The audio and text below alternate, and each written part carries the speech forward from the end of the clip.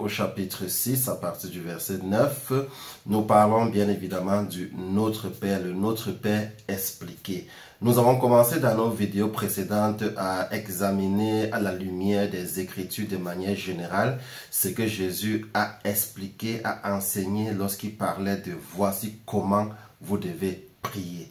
Une fois de plus, je tiens à nous rappeler qu'il ne s'agit pas de voici ce que vous devez prier. Dans ce cas, ça deviendrait une récitation et tous ceux qui font la récitation du Notre Père auraient donc raison.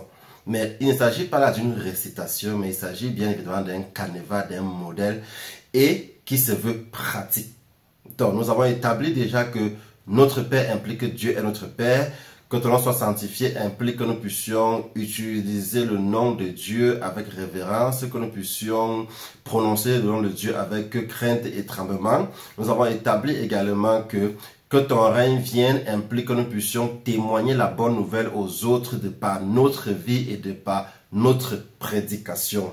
Que ta volonté soit faite sur la terre comme dans les cieux implique également que nous puissions nous conformer aux enseignements de la parole de Dieu. Ça implique que nous puissions vivre une vie digne d'enfants de Dieu sur cette terre, tant sur le plan de nos pensées, de nos paroles que de nos actes.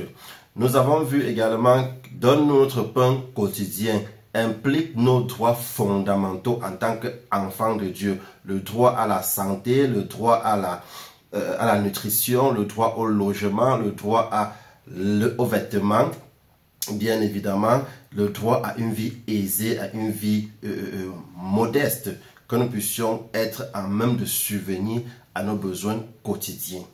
Alors aujourd'hui, nous continuons avec « Pardonne-nous nos offenses comme nous pardonnons aussi à ceux qui nous ont offensés ». Ah, il est très important que nous comprenions ça.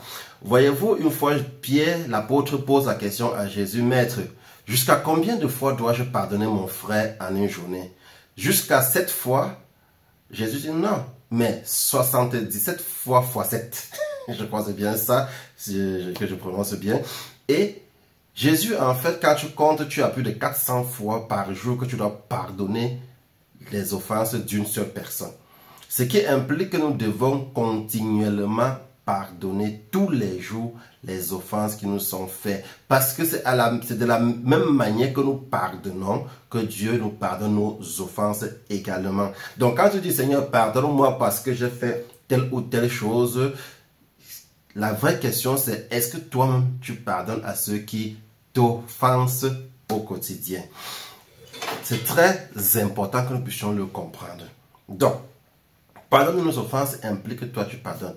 Si tu as des gens gardés dans ton cœur, si tu as de la rancune envers les gens, si tu as de l'amertume envers les gens, si tu n'arrives pas à comprendre que les hommes sont humains sujets à la faillite, qui peuvent te décevoir, qui peuvent t'offenser, te heurter, alors tu n'as rien compris. Et n'attends pas que Dieu te comprenne également.